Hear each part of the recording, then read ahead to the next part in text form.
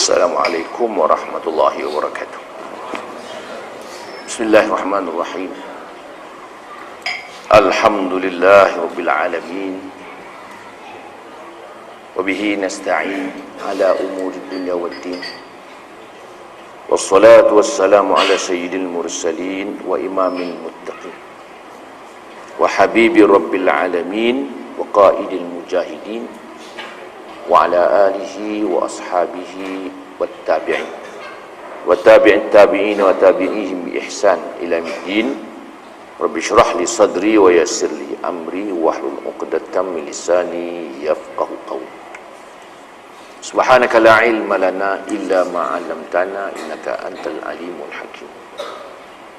Saudara pengurusi, saudara-saudara, tuan-tuan dan puan-puan yang dirahmati Allah, alhamdulillah pada malam ini kita dapat melapangkan sedikit masa untuk bersama-sama membincangkan mengenai sebuah tajuk, iaitu Abwabul Jumu'ah, bab-bab yang membincangkan mengenai hari Jumaat. Itu pun tak boleh ceramah, pelik. Jadi artinya Jumaat ini boleh baca Jumu'ah, boleh baca Jum'ah, boleh baca Juma'ah, boleh baca tiga ya. Jumu'ah pun betul, Juma'ah pun betul, Jum'ah pun betul. Tapi orang Melayu panggil Jumaat. Itu kelebihan orang Melayu pula, Jumaat, hari Jumaat. Di sini disebut dalam sebuah hadis Nabi SAW katanya, yang diriwayatkan oleh Abu Hurairah, khairu yaumin tala'at fihi syamsu yaumul jumu'ah fihi khuliqa Adam wa fihi udkhil jannah wa fihi ukhrija minha. Maksudnya, sebaik-baik hari yang terbit matahari padanya ialah hari Jumaat. Hari itu Nabi Adam diciptakan, dan pada hari Jumaat juga ia dimasukkan ke syurga, dan pada hari Jumaat juga dia dikeluarkan daripada syurga.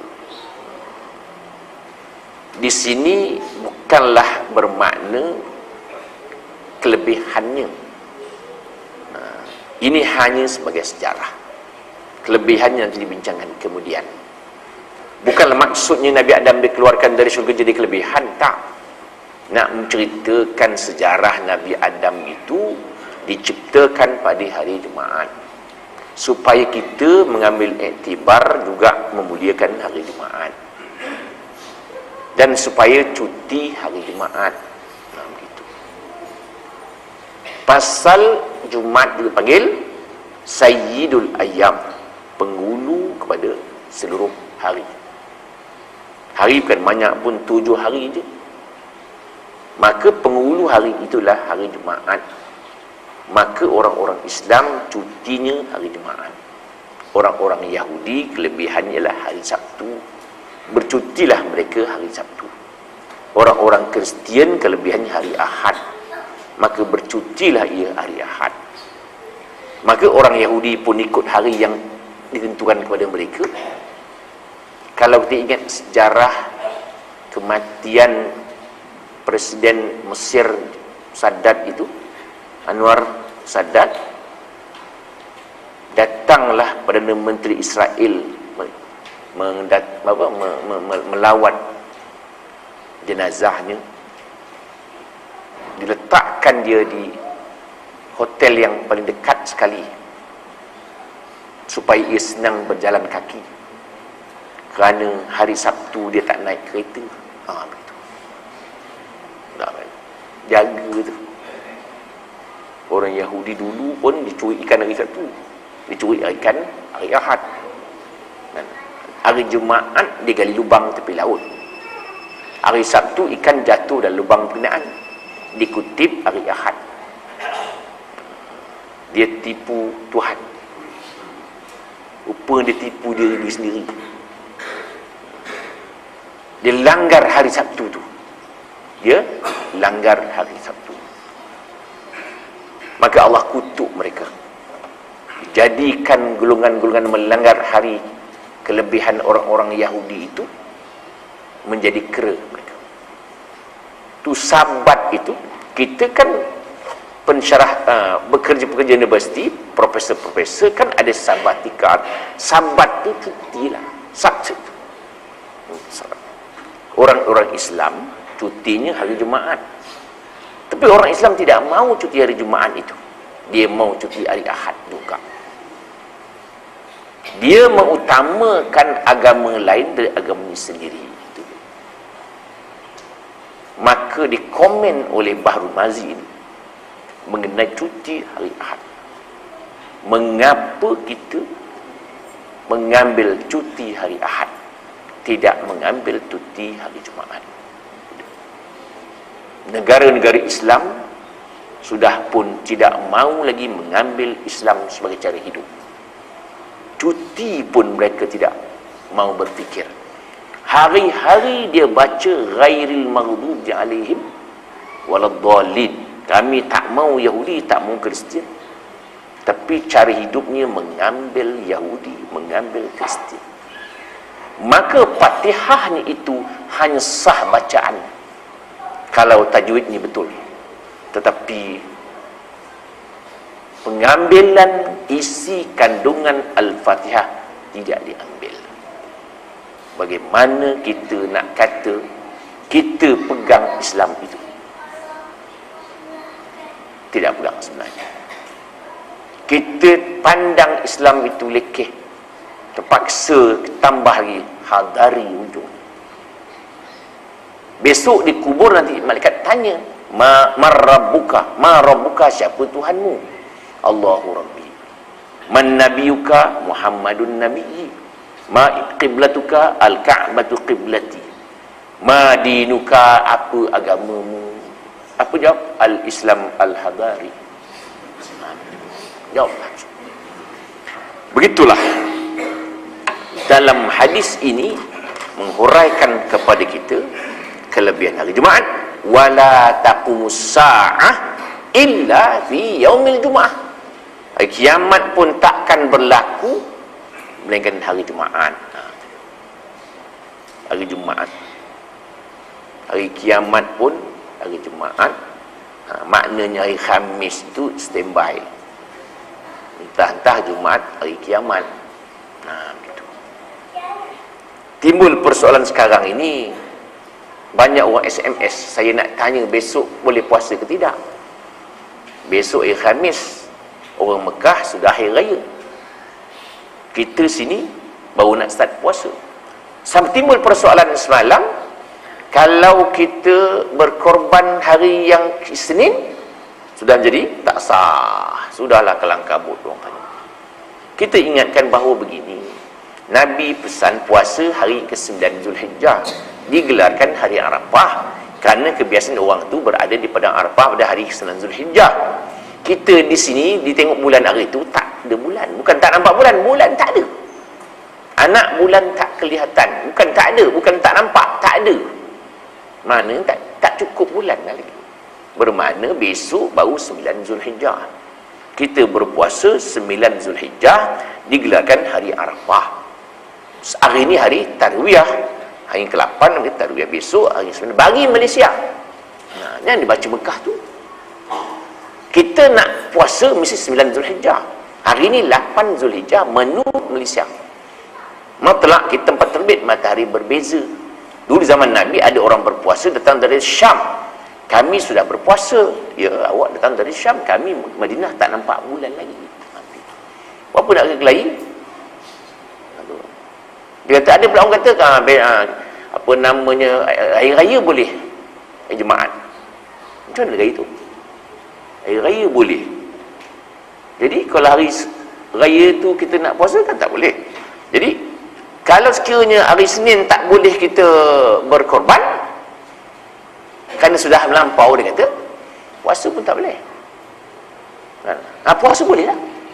Nampak tak? Hari tasyrik kita tak boleh puasa. Jadi Jumaat, Sabtu, Ahad, Isnin, 4 hari tak boleh puasa, haram hukumnya puasa. Kalau Isnin tak boleh korban, maknanya puasa boleh lah. Nampak tak? Ini menegakkan hukum kan payah. Kita ambil je 9 Zulhijjah, besok 9 Zulhijjah, Jumaat 10 Zulhijjah, hari raya, hari nahar panggil. Nah, bahasanya 8 hari tarwiyah, 9 hari Arafah, 10 hari nahar, 11, 12, 13 hari tasyrik. Siapa nak puasa hari ni, hari puasa yang ke-8 pun boleh, 8, 9 boleh. 10 tak boleh puasa, 11 tak boleh, 12 tak boleh, 13 tak boleh. Hukumnya haram mutlak. Haram mutlak. Jangan susah. Jangan berkelahi sama gitu. Jangan susah. Boleh kata begitu. Pandai orang pandai banyak angan kan payah. Nah itu. Buat hukum, ikut hukum lah, jangan ikut kepala. Ni nak marah kerajaan semua nak marah. Oh ini tak boleh ni kerajaan buat. Bukan kerajaan buat, hukum ke tu. Nak marah hukum pun jadi begitu. Pelik orang ni. Kalau marah orang tu semua orang buat semua tak betul.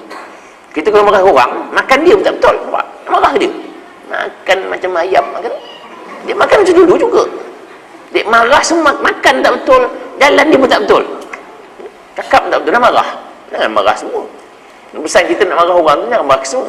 Mana kita dengar orang cakap orang, kita dengar orang cakap, bencikan orang, jangan kita dengar cakap orang tu. Betul tak betul. Biar orang bencikan orang, kita pun sama benci. Tak pasal-pasal. Nampak tak? Itu silap orang kita. Dia kawan dia benci, jahat mampus. Belum tahu lagi tu. Entah dia yang jahat. Sekian maklumkan. Dia. Maka di sini sebut, kata Imam Nawawi, bukannya nak sebut fadilatnya, tapi nak sebut sejarah-sejarahnya. Dikeluarkan hari Jumaat, bukan dijadikan hari Jumaat. Maka itu maksud. Kemudian dia kata, apa kelebihan Nabi Adam keluar dari syurga ni? Tak nak cerita je. Sebenarnya Nabi Adam keluar dari syurga bukan dihalau istilahnya. Kena sebut ni. Nabi Adam keluar dari syurga bukan dihalau, tetapi itulah takdirnya. Bahasa lembutnya begitu. Dikeluarkan dengan segala hormatnya, keluarlah begitu. Walau bagaimanapun Nabi Adam termasuk golongan yang berbahagia, pasal dia mengaku salah, dia menyesal, dan dia mau bertaubat. Begitu. Syaitan dia menjadi celaka kerana tak mengaku salah, tak menyesal, dan tak mau bertaubat. Kita kalau tak mau bertaubat, tak menyesal, lebih kurang lah tu. Gitu. Kalau syaitan tahu, lebih kurang aku dia kata. Gitu. Walau bagaimanapun di sini disebut ada suatu saat pada hari Jumaat yang diharapkan makbul doa. Hari Jumaat ada suatu waktu yang diharapkan doa dimakbulkan oleh Allah Subhanahu wa taala. Itu sebab kita hari Jumaat ni elok datang awal sebenarnya masjid. Datang awal duduk depan. Datang awal duduk belakang juga, lebih ruang lagi. Datang awal duduk depan. Tapi datang awal bagaimana pula ni, kita bekerja hari Jumaat. Gitu. Jadi di sini disebut, dia kata Anas ibn Malik Nabi sallallahu alaihi wasallam qala iltamisus sa'ah allati turja fi yaumil jumu'ah ba'dal asr ila ghaibubatis syams. Carilah suatu waktu yang diharapkan pada hari Jumaat itu selepas asar sampai ruyub matahari. Lepas asar, kata di Nabi yang diriwayatkan hadis oleh Anas bin Malik. Maknanya lepas asar hari Jumaat ada satu waktu. Kita sebenarnya dalam hadis yang lain menyebut kita berdoa pada bila-bila masa. Ada satu waktu yang tak tahu bila. Jadi kita sepanjang-panjang lah doa. Entah ada sekejap lagi, tak sekejap lagi, sekejap lagi, tak sekejap lagi. Kita ambillah masa dia. Waktu sujud, bukan? Waktu berpuasa, selepas baca Quran, pukul 3 pagi, ambil itu. Pukul 3 pagi-pagi tu bangun. Pukul 3 sampai subuh. Ada satu waktu yang tak tahu bila. Tapi pukul 3 pagi, dia kata 1/3 yang terakhir rahmat Allah Ta'ala turun. Dalam hadis sebut Tuhan turun. Dalam hadis sebut Tuhan turun. ulama kemudian menterjemahkan bukan Tuhan turun, tapi rahmatnya turun. Ahli kadi bintang pula, ahli kadi falak mengatakan pukul 3 itu pintu langit terbuka. Nah, begitu. Waktu itu susah nak bangun tu. Nak bangun payah tu. Tapi kalau derian jatuh senang bangun. Maknanya bom derian jatuh, bangun je. Nampak? Itu dia kelebihan. Tapi nak bangun pukul 3 tu menggeliat 14 kali. Sedangkan waktu itu waktu yang Allah mustajabkan doa, tapi tak nampak. Mengapa kita boleh bangun pukul 3? Kerana pergi kerja. Maksud apa? Kerja pukul 4, pukul 3 bangun dia, mandi siap-siap, boleh bangun. Tapi nak semayang tahajud pukul 3 tu, entahlah agaknya berat juga tu. Pasal tak nampak ganjarannya. Kalaulah bangun pukul 3 tu 1000 turun, surah ni penuh lah, main subuh, main tahajud hari ni. Hari ni 1000 dah, 1000 ringgit kan. Besok 500, slow sikit. Turun RM50, ada juga. Tapi kita tengok tak ada langsung, tak ada bangun. Nampak? Itu dia. Pasal balasan manusia dia suka yang cepat dapat. Yang lambat itu dia tak kisah. Sama ke balasan dosa, balasan akhirat. Orang banyak buat maksiat kerana balasan itu lambat lagi. Kata Imam Ghazali, manusia tertipu disebabkan apabila berbuat dosa itu boleh bertaubat. Berbuat dosa itu balasannya lambat lagi dan belum tahu. Itu sebab kita bila kena saman polis takut dia. Tak berani langgar lampu merah, tak berani. Tak berani nak, tak bayar cukai pintu, nanti disitanya. Payah. Pelang kabut tengah malam, tengok bil trip terlambat bayar, entah bukan, takut kena potong. Tapi kalau semayang lambat, bertenang. Lagi duduk lagi dia. Tak semayang. Sikit, siap. Dia tak nampak titik-titik pahala itu. Lewat sikit, lain pahala. Afdalnya, waktu ikhtiarnya, waktu harusnya, waktu makruh tahrim. Semayang awal waktu asar kan lain ganjarannya. Semayang lewat kan lewat, pahalanya sedikit. Nampak tak? Kita semayang seorang, main seorang kan satu pahala. Semayang 2 orang 27 kan kalau dia main 2 orang, 2 pahala lain 27. Tapi ramai orang tak berminat untuk semayang beramai-ramai itu. Kalau pergi di airport semayang, seorang-seorang semayang. Seorang. Tak terasa rugi 27 tu. Ini. Itu yang kita rasa sesal kepada umat Islam, yang dia rasa macam tak ada apa-apa. Macam kita nak ceramah ni lah, banyak yang menentang. Bukan ceramah politik apa surau ni, nak ceramah bab Jumaat aja dia nak menentang, nak masuk neraka kat dia.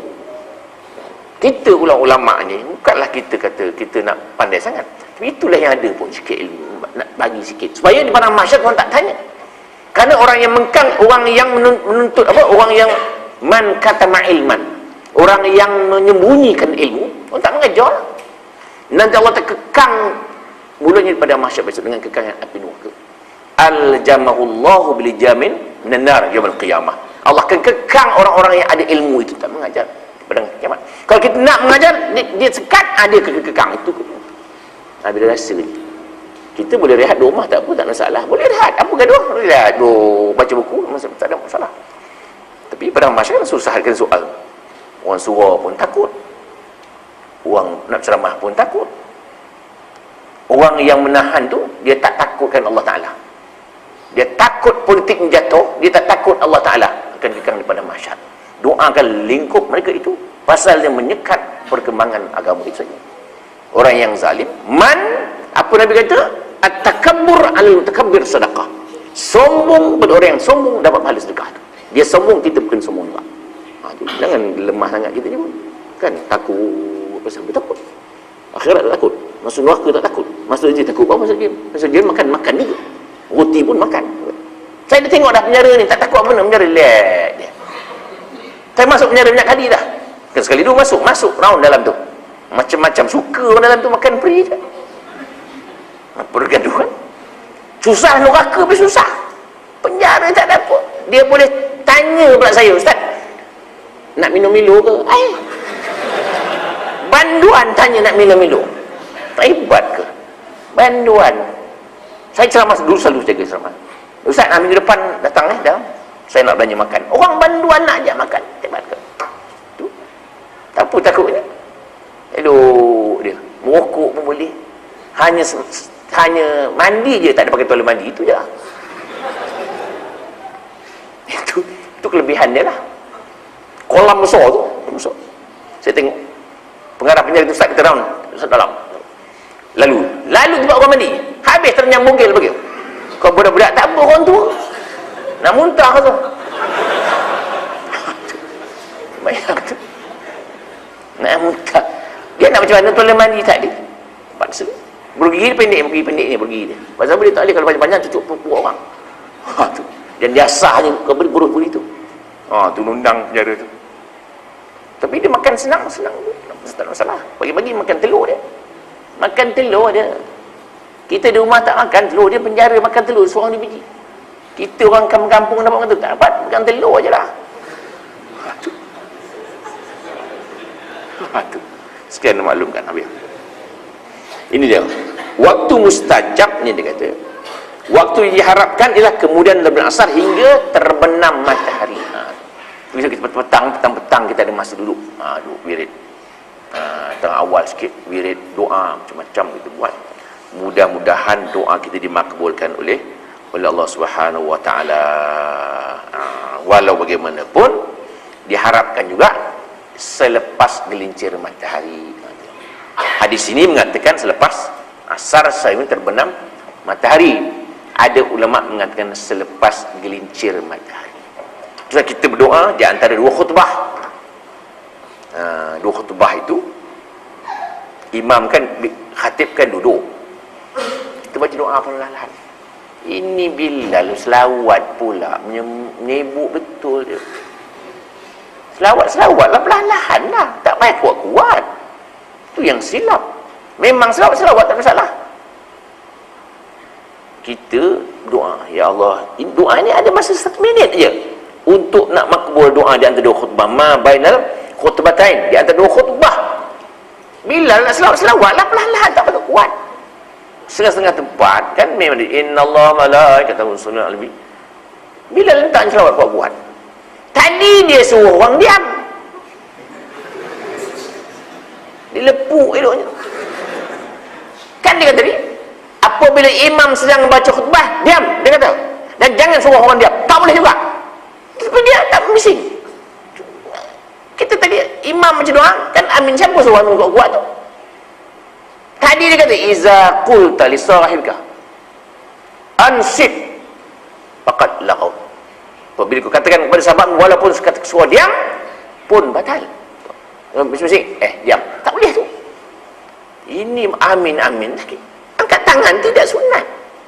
Angkat tangan waktu doa, waktu khutbah yang kedua tidak sunat angkat tangan. La yusannu raf'ul yadaini inda doa fil khutbah tsaniyah. Tidak sunat angkat tangan ketika khutbah yang kedua waktu doa, tak sunat. Siapa suruh angkat? Tapi orang yang sebelah angkat juga lah. Siapa suruh ni? Mana aku tahu dia kata. Ini masalah. Banyak kerja yang kita buat tak ada sunnahnya. Ikutnya. Macam kita kata imam apa? Sawu sufufakum rahimakumullah. Sawu sufufakum rahimakumullah. Apa makmum kata? As-salatu la ilaha illallah. Siapa suruh kata gitu? Siapa kata? Semua tu as-salatu la ilaha illallah. Tak kena tu. Pasal apa? Tak tanya tuan guru. Itu masalah. Bukan orang sini orang tempat lain lah kan.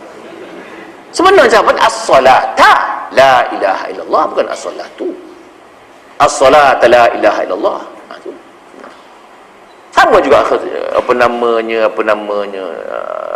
kamat apa nama tu? Main jenazah, bukan as-salatu jami'ah, as-salata jami'ah. Tu kan banyak lagi benda-benda. Sama juga kita baca tahlil tu. Inna apa?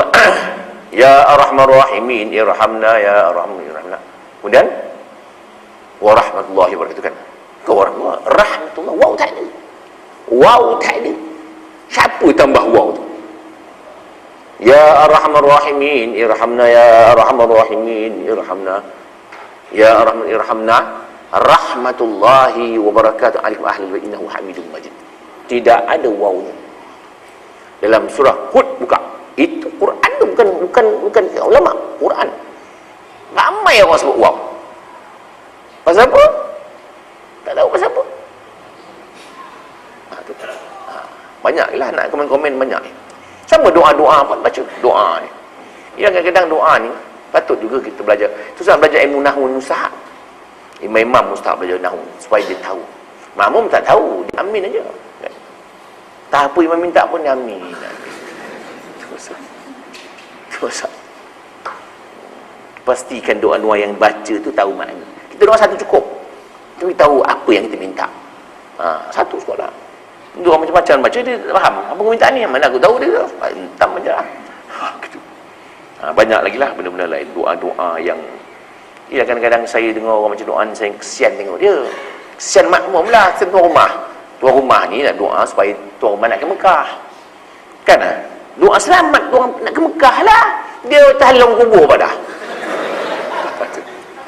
Itu masalah. Anak nak nikah, kenduri nikah, doa untuk orang nikah tu lah. Untuk orang mati juga, ya Allah tenangkan kubur dia. Apa kena mengena? Ini nak cerita. Tak sampai hajat tuan rumah. Pasal banyak benda-benda gini nak kita pasti nak betulkan balik. Sama saya selalu ceritakan. Sama juga orang mati kan, orang mati tu baca Fatihah 3 kali tu. Siapa suruh? Al-Fatihah. Break. Al-Fatihah. Break. Itu. Seorang tukang jaga lori tu. Jaga apa tu? Kereta jenazah tu. Di depan. Jalan. Break. Al-Fatihah. Siapa suruh? Nak baca Fatihah, baca lah. Di break. Macam apa? 40 kali. 40. Baca lah 40 kali pun. Al-Fatihah. Break. Waladhan. Jalan. Break. Al-Fatihah. Sejak zaman dulu sampai sekarang tak berubah. Yang itu tak boleh yang bawa jalan. Langkah. Break. Al-Fatihah. Orang dalam keranda tu pun pening apa break ni. Ini semua nak cek balik. Benda-benda pelik-pelik gini. Tak tahu kita mana. Sebab baca tak seberat sama aja. Kalau nak baca Fatihah mudah-mudahan sampailah macam daripada orang mati, mudah-mudahan ada ulama kata sampai, sudahlah. Tu salah break baca jalan. Kesian orang jenazah tu. Bila break tu terlajak ke depan orang dalam. Dia habis. Kemudian dia tahu inna fil jumu'ah sa'atan la yas'alullahal 'abdu fiha syai'an illa atahu Allahu iyyah. Pada hari Jumaat ada satu saat seorang hamba tidak minta kepada Allah melainkan diperkenankan. Kan selalu saya macam dia Lailatul Qadar juga. Lailatul Qadar pun tak tahu bila. Kan? Jadi sentiasa itu 10 hari itu. Jadi maknanya supaya tak kena waktu itu. Macam Luqmanul Hakim berpesan kepada anaknya, wahai anakku, lazimkan engkau macam Allah maghfirli, ya Allah ampunkan dosaku. Mudah-mudahan serentak waktu engkau berdoa itu dengan waktu mustajab. Bila-bila doa seorang rumah, Allah maghfirli, ya Allah ampunkan dosaku. Jadilah mudah-mudahan tiba-tiba tepat pula waktu itu, waktu mustajab. Allah ampunkan dosa kita. Coba Allah maghfirli wali walidayya. Jadi maknanya ada juga kita dengar setengah ada hadis walaupun dhaif, lepas waladallin itu berucap Allah maghfirli. Boleh juga. Amin. Sama juga kita lepas azan, bukan? Allahumma rabba hadhihi da'wat tammah was salatil qa'imah sampai lambat-lambatlah sikit baca tu innaka la tukhliful mi'ad. Sambung Allahumma maghfirli wa liwalidayya. Rabbana atina fid dunya hasanah bil akhirati hasanah wa qina adzabannar. Wassallallahu ala Muhammad ala alihi wasallam.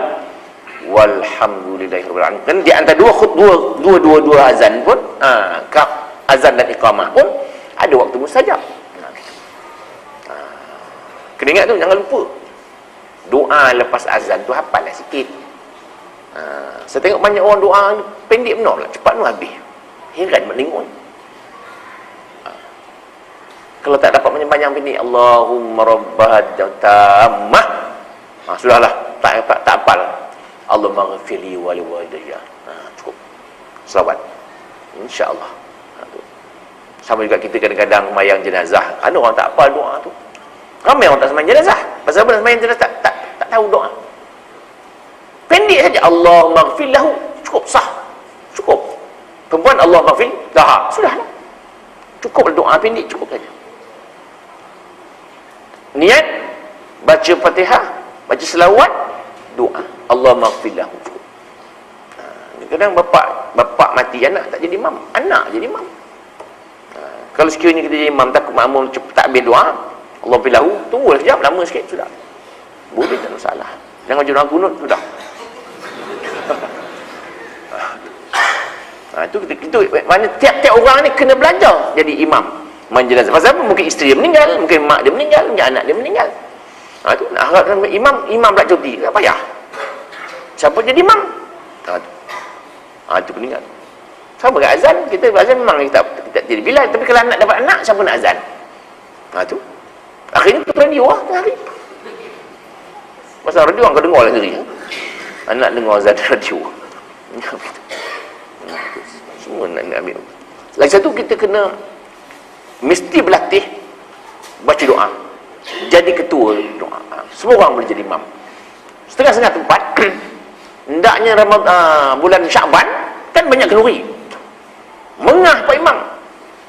Tunggu Pak Imam mana Pak Imam kenduri sana? Kan sana pula. Tak apa. Pasal yang tu baca doa seorang aja. Akhirnya imam mati begitu je. Kan baca doa tu mati makan. Sekarang ni ada satu gerakan untuk nak pakai tip belajar. Sebenarnya belajar tu mudah. Nak jadi imam tu payah. Namanya jadi imam ni berpeluh-peluh. Dan jangan ada orang pandai sebelah pula. Rasa tak betul je. Macam orang jadi imam lah, dia tak jadi imam. Datang makmum tu orang pandai pula. Baca Fatihah kuat tadi dah slow balik. Macam Allah had pun tak habis. Dia baru ni satu tempat saya sembahyang. Imam mayang, dia baca sabihis. Tak habis. Sana keluar kepala tangan kan, lama ulang lagi. Tak jumpa lagi. Lama izajah. Saya kata, apa hal mam? Apa hal sangkut ni? Saya kata, kita lain kali bila sangkut baca, ialah kita manusia biasa mesti lupa, bukan? Rukuk saja. Jangan dia cari lagi tu surah benda pula. Rukuk saja. Jangan rasa malu. Ini manusia kan lupa. Sama lupa gagap ke nak cepat ke, macam-macam masalah. Kepala tak betul, Allah apa sudah. Jangan rasa malu buat lupa ni. Manusia mesti lupa. Orang hafal Quran pun lupa. Orang hafal Quran tu wetin itu bukan akhirnya illa ladina amanu solihat wa tawassau ka fal majruhil mamnun ke. Tu. Wal asri fal majruhil mamnun. Betul. Dah terlupa macam mana? Baca kuliah, lakum dinukum tak jumpa. Wala ana wala antum wala ana. Lakum dinukum tak mari kan.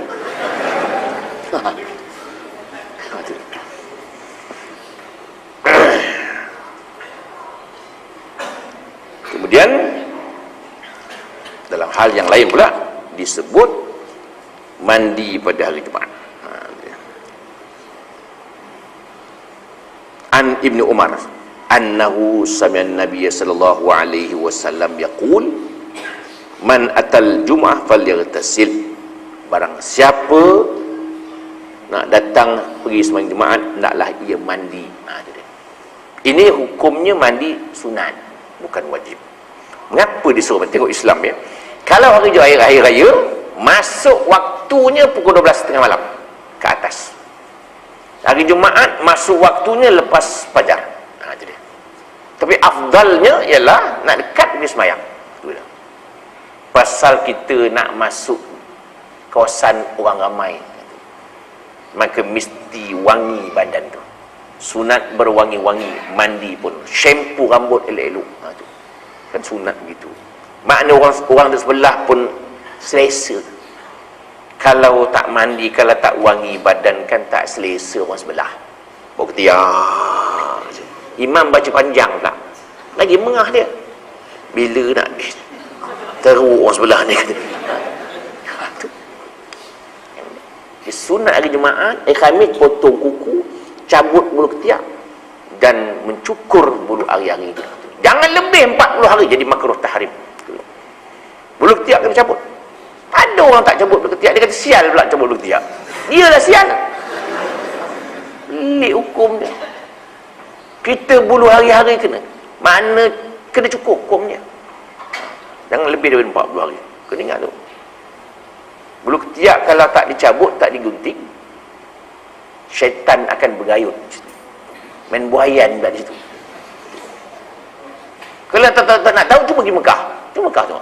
Kan pakai selendang sebelah, pakai apa tu? Kain ihram kan, terbuka ketiak sebelah. Nak melambai Kaabah tu. Ketiak tak digunting, bukan dia lambai Kaabah. Bulu ketiak lambai. Pening Kaabah tu. Kau melambai ke bulu ketiak melambai aku? Sunat nak menyambut hari Jumaat. Tu. Mandi sungguh lah. Pagi-pagi tu mandi tak apa. Pagi tu mandi. Niat mandi Jumaat, sunat. Sabun elok badan tu. Itu sebabnya kita pergi masjid ni, jangan makan gering, jangan makan petai, jangan makan berian, jangan makan kucai, jangan makan keras, jangan isap rokok. Sama. Ini rokok bawa masjid. Apa hal? Tak boleh bawa rokok masjid. Dia kata man akala sauman au baslan au quratan falyatazil masjidah. Barang siapa makan bawang putih, bawang merah, kucai, hendaklah jauh daripada masjid kami. Pasal apa? Dia tak mau ganggu jiran orang sebelah, member semayang sebelah. Bau petai, bau jering, bau bawang, mana boleh. Maknanya dah makan petai-petai, makanlah. Gosok gigi elok-elok, kumpul-kumpul elok-elok, dah datang suam. Supaya tidak mengganggu hidup orang ramai. Itu kaedah dia. Pergi masjid, dia pakai minyak wangi, lawa sikit. Orang bawa sebelah sedar, mayam selesa. Tapi kalau makan jering, tak gosok gigi pula sebelah. Sudah sebenarnya. Baca pula Fatihah berangin. Bismillahirrahmanirrahim. Allah teruk dia kata. Dia hukum dia. Lihat tu. Di mana-mana pun begitu. Kita ni elok. Hari Jumaat kena smart. Hari Raya pun begitu. Nabi hari Jumaat standby Khamis, siap dah baju-baju dia untuk hari Jumaat. Jumaat ni lawa sikit Jumaat, lawa sikit, semangat sikit Jumaat. Makna butang-butang baju butang sikit, semangat sikit. Ni bila pergi surau masjid tak kisah aja. Tak semangat langsung kan, tak kisah. Tak gosok baju tak boleh. Alah surau tak apa dia tu. Tiga pejabat semangat pula dia. Orang sini orang England ni kan. Tu pagi Jumaat. An Abdullah bin Umar bainama Umar yakhtubu yaumal Jum'ah id dakhala rajul min ashabin Nabi sallallahu alaihi wasallam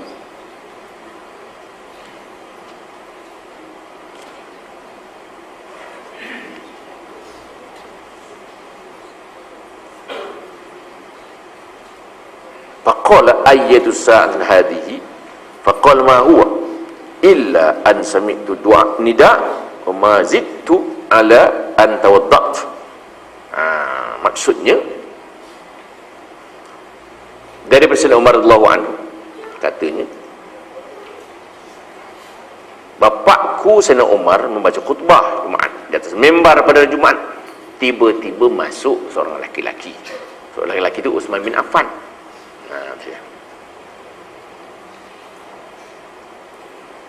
Lalu ditegur oleh Sayyidina Umar di atas mimbarnya.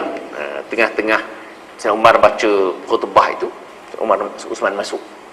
Apa jawab soalannya? Kata, apa kena aku lihat seorang lelaki daripada Nabi datang ia takhir sehingga ini hadir akan Jumaat? Apakah waktu ini? Bukankah sudah masuk waktu berapa lama?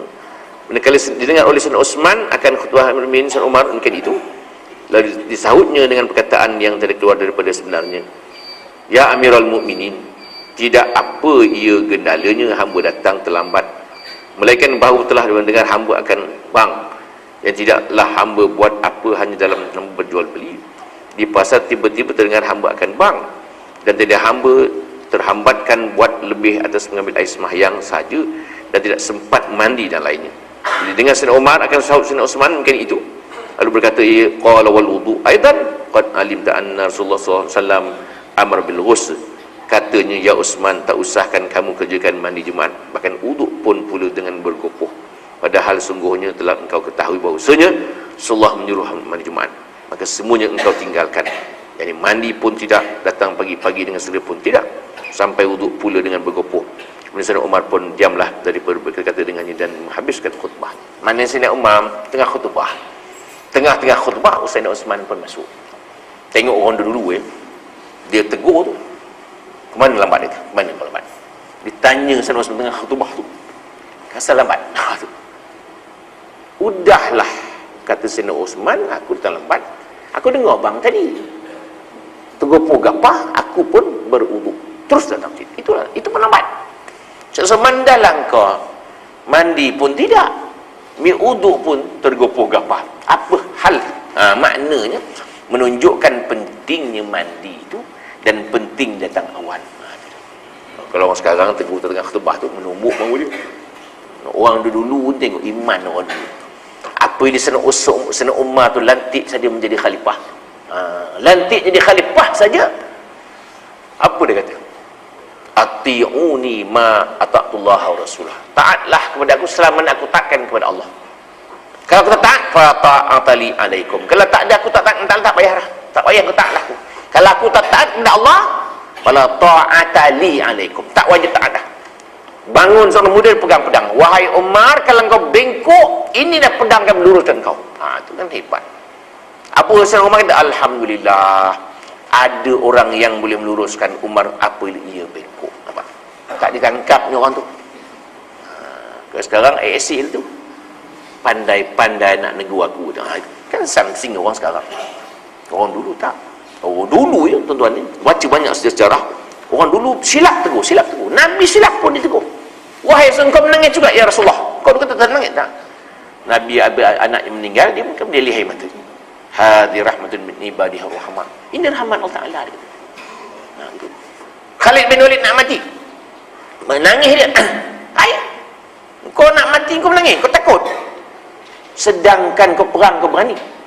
Mati pula kau takut. Orang tu apa dia kata? Aku mati ni bukan aku takut. Aku kan tak dapat mati dalam perang dia. Itu yang aku sedihkan. Tak dapat mati syahid. Tidur mati dia atas tilam. Begitu mana orang dulu tegur. Bukan pasal sayangkan sahabat. Abu Darda nak mati nak kahwin dia. Abu Darda nanti kahwinkan aku. Kau nak mati pun nak kahwin. Berapa hari nak kahwin? Aku malu bertemu dengan Allah dalam keadaan bujang. Pasal mati berkahwin tu maknanya dia menjalankan sunnah Nabi. Bila mati tak kahwin, tak ikut sunnah. Walaupun sudah tua nak mati lah, nak mati kahwin apa benda, besok usaha tak gol lah. Dah aku malu dia nak bertemu dengan Allah dalam keadaan bujang. Orang Melayu tak boleh, dah tua nak kahwin, kau gila ke ni, mampu kahwin apa?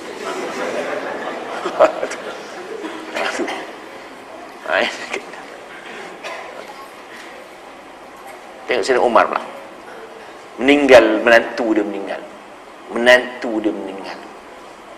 dia pergi tawarkan kepada Abu Bakar. Wahai Abu Bakar, ambil anak aku dia. Waduh canggih, tawarkan anak dia Abu Bakar. Abu Bakar tak jawab, diam. Ditawar kepada Sayyidina Uthman, langsung tak berani. Marah Sayyidina Umar. Abu Bakar tak ada isteri, Sayyidina Uthman ada isteri. Mana? Ya Rasulullah, dia kata, macam mana ni Abu Bakar ni, macam mana Uthman ni? Anak aku, menantu aku dah meninggal, anakku tinggal seorang janda. Aku nak kahwin dengan Abu Bakar, dia tak nak. Uthman pun tak nak. Tu apa Nabi jawab? Wahai Umar, anakmu itu nanti akan berkahwin orang yang paling baik. daripada Umar, daripada Abu Bakar. Dan Utsman nanti berkahwin yang lebih baik daripada anakmu itu. Maka anak Sayyidina Umar nikah dengan Nabi. Sayyidina Utsman nikah dengan anak Nabi.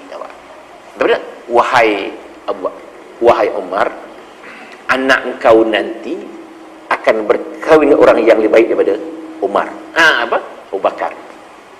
Dan Sayyidina Utsman akan menikah orang yang paling baik daripada anakmu. Jadi Sayyidina Utsman nikah dengan anak Nabi. Dan Nabi nikah dengan anak Sayyidina Umar itu. Kan canggih tu. Ditawarkan anak. Kalau kita macam apa ya? Gila ni. Anak orang sibuk. Malu kata. Bukan masalah malu. Cuba kita buat cuba. Kita tawarkan anak kita pada orang. Orang kata, nak tak laku lah tu. Ini yang silap. Mana dia suruh boleh kahwin lebih daripada satu? Oh, Malaysia jangan kahwin lebih dari satu. Bising. Seluruh dunia bising. Itu dua. Jadi jenayah. Kahwin tu jenayah. Nabi 4 perkara yang disuka. Nabi. Apa dia? Semayang, bersugi, pakai minyak wangi, dan beristeri lebih. Nabi tu. Kita cuba. Orang Malaysia ni kahwin 2. Oh, jangan. Seluruh kampung. Basic. Kahwin 2. Basic lagi. Eloklah Nigeria. Nigeria pula kalau isteri tak benarkan sama kahwin lagi satu, isteri akan dikutuk oleh masyarakat. Itu Nigeria. Saya ulang lagi sekali, tak faham. Nigeria kalau isteri kita tak benarkan sama kahwin lain, masyarakat Nigeria kutuk isteri itu. Tak hebat. Kita kalau kahwin itu, isteri kita kena kutuk pula. Kau bodoh kau benarkan suami kau kahwin lain. Itu Malaysia pula. Nampak kita ni tengok orang Nigeria, hitam-hitam dia pun 2. Putih-putih kita tak berani. Baik kita pindah Nigeria senang. Kerajaan subsidi pula gitu, kerajaan subsidi. Sini tak boleh, kahwin tangkap ni, jail. Pelik sungguh hukum. Kahwin tadi tu kena penjara. Tu pun kita kahwin masuk penjara kan. Tengok orang tanya, kenapa ni? Curi engkau, merompak engkau rasuah. Saya kahwin lagi satu. Aduh, lagi satu masuk penjara, pelik hukum. Melawan sunnah Allah Ta'ala. Melawan hukum Allah SWT. Yang kena digalakkan. Pasal begitu umat Islam dia ramai. Bila ramai kan mengundi kan senang. Ini mengundi dah menang orang kafir, Macam orang Islam tak ramai. Tu. Macam ada harapan. Boleh kakak? Tak ada harapan. Dia dipanggil istilah MMTTB. Mau tetapi takut bini. Sekian maklum. Kemudian itu kelebihan orang dulu. Kemudian beruduk pula. Apa hadisnya? An Samurah bin Jundub qala Rasulullah sallallahu alaihi wasallam, man tawadda yaumul jum'ah fiha fabiha wa ni'mat. Wa man irtasal fal ghusl afdal. Maksudnya, barang siapa mengambil wudu ia pada hari Jumaat, maka dengan dia dan sebagusnya. Dan barang siapa mandi ia, maka mandi lebih afdal. Maknanya mandi itu lebih mandi ni jangan salah faham, bukan mandi gitu. Mandi membersihkan. Buang daki baki. Sabun betul lah. Sabun betul. Ke zaman Nabi dulu ya, orang-orang yang beristinja membersihkan tangannya dengan tanah. Sekarang sabun dah ada dah. Sabun dah ada. Jadi pakailah sabun. Sunat beli minyak wangi. Wangi sikit. Pergi masjid pun wangi. Itu mandi dan berwangi-wangi. Perempuan tak boleh wangi-wangi, salah pula. Laki je. Kemudian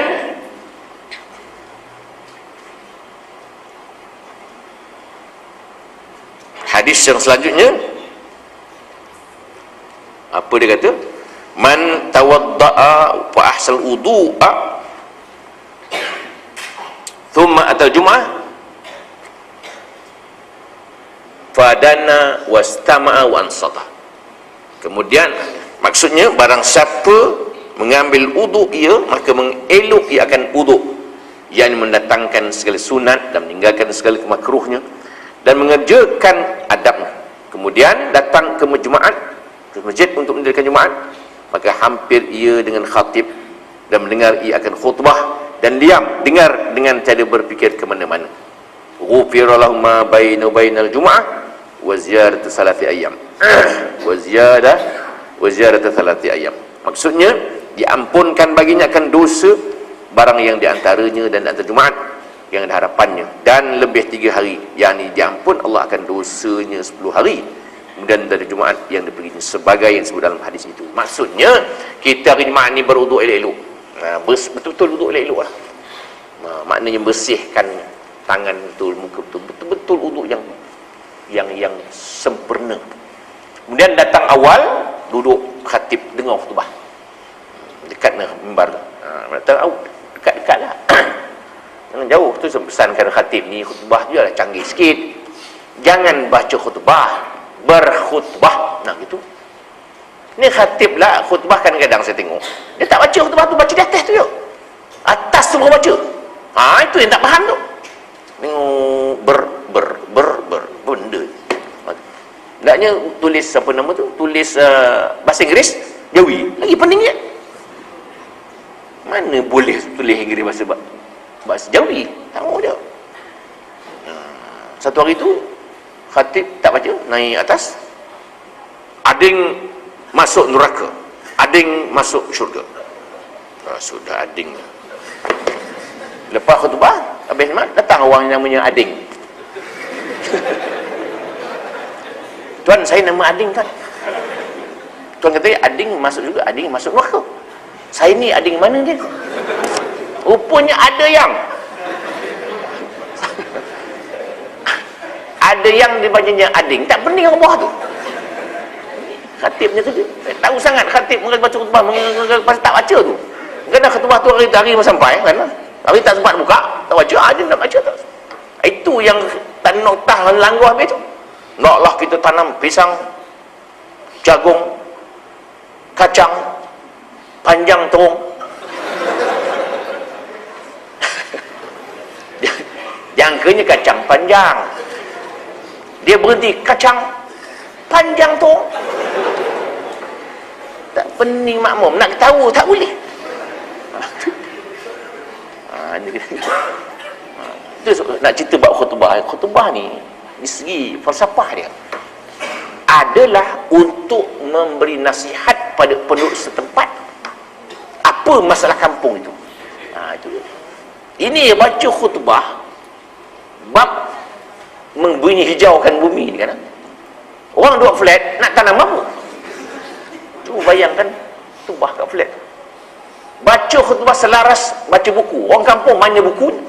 Naklah kita baca buku. Orang tua ni buku mana aku nak baca? Tak boleh. Masalah kampung ni dah langsung ganjan. Itu sebab khutbah tak boleh selaras. Tapi orang dia takut itu dalam hamka kata apa? Orang-orang yang mempunyai masalah apabila khatib membaca khutbah, dia sudah rasa khutbah itu mengenakan dia, menyebabkan ia rasa takut dan bimbang mendengar khutbah itu. Dia khutbah, khatib baca khutbah pun dia takut. Kitab syarah pun dia takut. Nampak tak? Apa tu baca hamkamnya tafsir dia ke? Orang ramai ini, pembesar negeri, pegawai kerajaan, terlalu takut kepada khatib, terlalu takut kepada penceramah-penceramah. Akhirnya kan terlalu takut, ia berani. Maka mereka membuat sesuatu kezaliman kepada khatib dan penceramah-penceramah. Itu hamka tulis. Baca dalam tafsir Az-Zahar. Saya ulang lagi sekali, itu bagi ingat betul. Pemimpin negara, pegawai kerajaan yang mengampu terlalu takut mendengar ceramah dan khutbah. Dia rasakan khutbah itu, ceramah itu mengata dia. Kalau dia tak buat, takut pasal apa? Dia takut pasal dia kena aku ni. Dia rasa dia kena. Akhirnya dia berani, terlalu takut menjadi berani. Apa dia buatnya? Report sana, report sini, tangkap zalim sana, kerana terlalu takut menjadi berani membuat kezaliman itu. Refer kepada tafsir Al-Azhar juzuk Al-Baqarah, dihuraikan masalah yang berlaku di Indonesia sama dengan negara demokrasi yang lain, sama. Demokrasi itu hanya sementara belum dapat. Dah dapat, hilang demokrasi, tapi dikrasi. Itu ya. Sekian dimaklumkan. Mudah-mudahan tuan-tuan faham kaedahnya. Kalau kita salah, apa nak takut? Katalah 14 kali 14 kali, tak ada takut. Tu khutbah itu sengaja dia buat begitu supaya khutbah lemah. Itu makmum tidur. Tidur apa nak dengar berita orang kata? Ittaqullah, dia kata. Satu hari di Johor, khutbah selaras merokok seluruh Johor. Mana boleh? Pasal khatib banyak yang merokok. Nak kata berhenti merokok, dia kata. Tak dia. Kata makmum, kau sama. Tak boleh. Lengkap. Pasal apa? Dia tak baca dulu lah tu. Kalau baca dulu, kau lah baca dulu. Aku merokok macam mana? Orang lain lah baca. Pasal dia merokok. Macam mana dia baca? Merokok itu haram, dia kata. Haram? Dia sama dia merokok. Lepas khutbah dia merokok. Itu.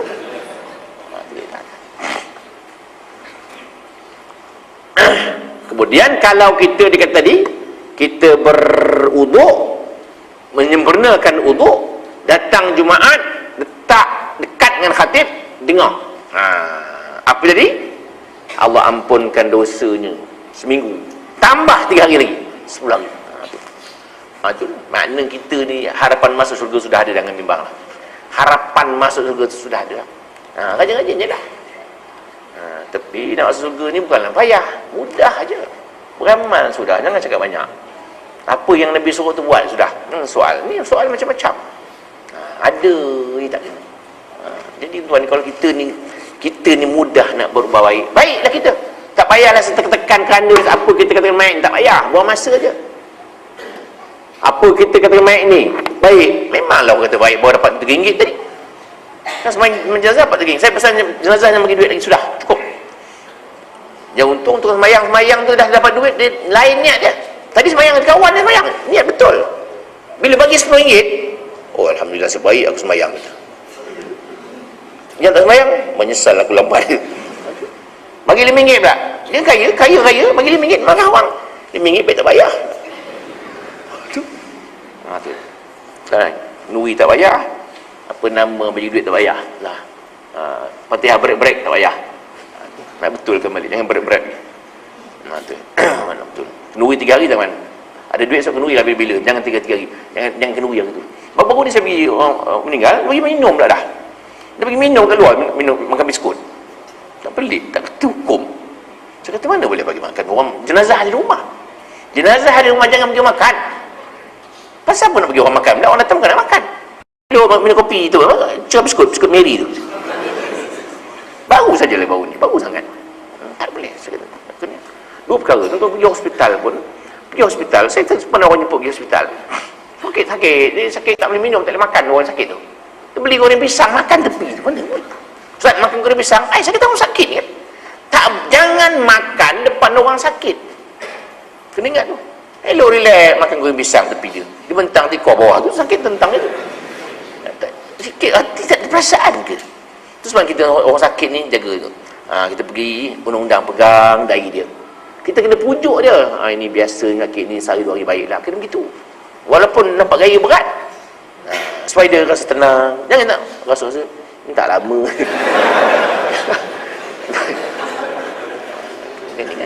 Tu undang dia, undang tu. Ziarah orang sakit kena undang baca. Maknanya supaya orang sakit tu ada psikologi dia. Itu dia. Orang mati ada undang dia. Orang sakit undang dia. Kalau orang sakit tu nampak gaya dia suka kita lama. Tak suka jalan. Jangan datang waktu dia tidur, waktu dia makan, jangan buat buah-buahan kalau tak boleh makan. Ini kalau tak boleh makan, buat buah-buahan buat apa? Waktu sihat tak ada antara buah. Orang nak mampu dah. Kuih itu, kuih ini.